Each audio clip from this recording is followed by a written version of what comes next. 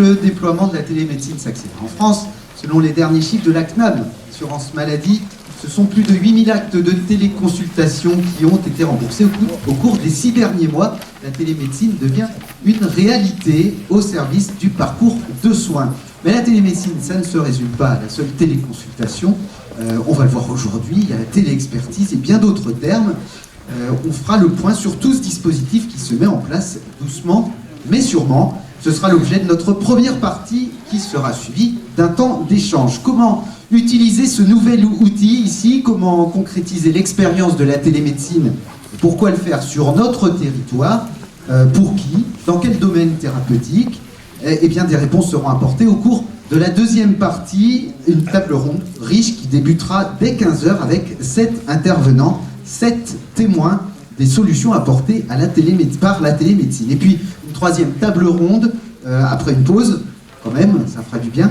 Une seconde table ronde qui débutera à 17 h 15 et nous partirons pour Ribérac et pour Guéret découvrir 2 programmes en place de télémédecine.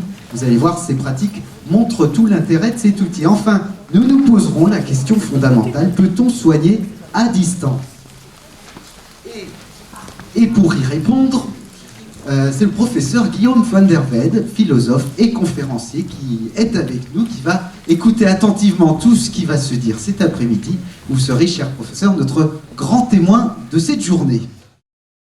Mesdames, Messieurs, c'est avec beaucoup de plaisir que nous vous accueillons ici donc à Melle pour cette conférence, première du genre ici. Nous sommes très fiers de l'organiser avec nos collègues, bien sûr, du Val-de-Sèvres. Et je passerai dans un instant la parole à Jean Drapeau, vice-président en charge du CES, qui va dire quelques mots d'introduction également.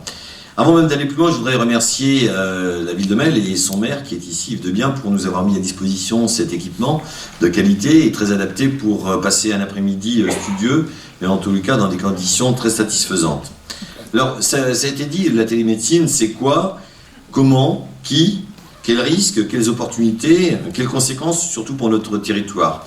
Alors c'est vrai qu'il y a autant de questions qui appellent des réponses et les tables rondes cet après-midi vont devoir nous permettre d'entrevoir des solutions, des pistes. Mais en tout cas, ce que je voudrais dire, moi en tant que président d'un territoire rural, c'est que c'est un enjeu très fort pour un territoire parce que je pense que c'est un des leviers, un des outils, comme d'autres, pour faire en sorte que notre milieu rural puisse disposer des mêmes services, des mêmes accès aux soins. Parce que c'est vrai qu'en milieu rural, on est plus loin que d'autres certaines fois et que, en tous les cas, nos habitants aspirent à avoir les mêmes droits et la même sécurité que toutes et tous. Et donc, je crois que la technologie doit être à notre service et c'est à nous d'inventer ensemble la vie dans notre milieu rural grâce à cette technique. Alors, c'est vrai que qui dit télémédecine dit haut débit, bien évidemment, et on doit, là aussi, on est un territoire avec le conseil départemental des Deux-Sèvres qui fait beaucoup d'efforts pour que le débit soit le plus proche possible de toutes les habitations. Et donc il y a des montées en puissance, notamment ici à Melle et Celle très prochainement, mais dans notre territoire dans les prochaines années, sous la houlette du conseil départemental. Et je crois que c'est deux choses sur lesquelles nous, élus du territoire de Mélois-Poitou, sommes très attentifs et sommes très motivés pour accélérer les choses. Alors l'objectif de cet après-midi, ça a été dit, il y a des échanges, il y aura donc des informations et je crois que notre rôle entre les deux communautés de communes à travers le CLS, c'est bien de permettre ces échanges-là et d'être un facilitateur pour que l'information vienne le plus proche possible des professionnels et des élus, parce que pour démystifier un peu ce qui se dit, ce qu'on entend dire sur la télémédecine. Voilà ce que je voulais dire en guise d'introduction. Moi, je voudrais terminer très simplement en remerciant les chevilles ouvrières qui ont organisé dans notre territoire donc cette manifestation et cet après-midi. Donc Christian Picard, donc vice-président chargé donc du CLS que je vois ici, Vanessa Ferrero, donc chargée de la mission CLS sur les deux territoires, au Val-de-Sèvres et Mélois-Poitou, et puis les partenaires qui ont été cités, notamment l'ARS. Merci à tous et puis bon après-midi. Bonjour à toutes et à tous. Je m'associerai tout d'abord aux propos de Fabrice Michelet et au remerciement qu'il a donné à tous les participants et à tous ceux qui ont contribué à la réalisation de cette réunion qui est assez importante. Associés, nous le sommes dans le même contrat local de santé pour améliorer sur notre territoire l'accès aux soins, l'accès à des soins de qualité. Et le sujet de la télémédecine est un sujet assez vaste. Et Fabrice parlait de vulgariser un petit peu la télémédecine au sens noble du terme, c'est-à-dire faire connaître un petit peu les capacités que peuvent offrir cette orientation qui est un progrès médical, qui est un outil médical, mais on n'en connaît pas bien parfois les limites, on n'en connaît pas parfaitement très bien la qualité parfois. C'est quelque chose qui est déjà engagé, c'est un progrès à venir, et je crois qu'il est important qu'il y ait des consultations sur les territoires pour voir le bénéfice que nous pouvons en tirer et le fait, l'amélioration que l'on peut en tirer pour nos territoires. Alors, la rencontre des différents partenaires territoriaux est absolument essentielle pour pouvoir utiliser au mieux ce qui est un outil de progrès. Alors, on parle de parer à des soucis de désertification médicale et autres, mais c'est aussi un outil qualitatif pour améliorer l'accès aux soins, l'accès à la santé. Donc merci à toutes et à tous, et tout particulièrement aux organisateurs qui sont démenés. Je parle beaucoup à Vanessa, qui s'est beaucoup démenée pour préparer cette rencontre. Et puis je souhaite à toutes et à tous de très bonnes rencontres et des rencontres très fructueuses, c'est-à-dire que nous puissions, à l'issue de cette journée, pouvoir tirer un petit peu un certain nombre, voire un petit peu clair sur ce qu'est la télémédecine, et puis pouvoir orienter notre contrat local de santé sur des actions politiques au sens noble du terme, qui prennent en compte ce qui n'est plus une nouveauté, mais ce qui est un nouvel outil qui s'améliore de jour en jour, et dont également les aspects législatifs permettent de les utiliser de façon plus pertinente. Merci à tous et bonne journée. Bonjour à tous, je vais faire très court puisqu'effectivement il faut privilégier le temps aux interventions et à la qualité des échanges qu'on pourra avoir cet après-midi, mais c'était important pour l'Agence régionale de santé aussi d'être là avec vous dès l'introduction pour ce colloque Territoires ruraux et télémédecine, et je remercie très sincèrement les collectivités du Mélois-en-Poitou et du Haut-Val-de-Sèvres pour cette organisation et le programme proposé. Et je remercie tout particulièrement M. Picard et Mme Ferrero pour leur grand investissement dans la préparation de ce colloque et de cette journée, et leur mobilisation qui est déjà, on voit aujourd'hui, un succès garanti. Je ne vais pas voler trop de temps dans intervenant, mais il me faut quand même partager avec vous tout l'engagement de l'Agence régionale de santé dans le développement de la télémédecine.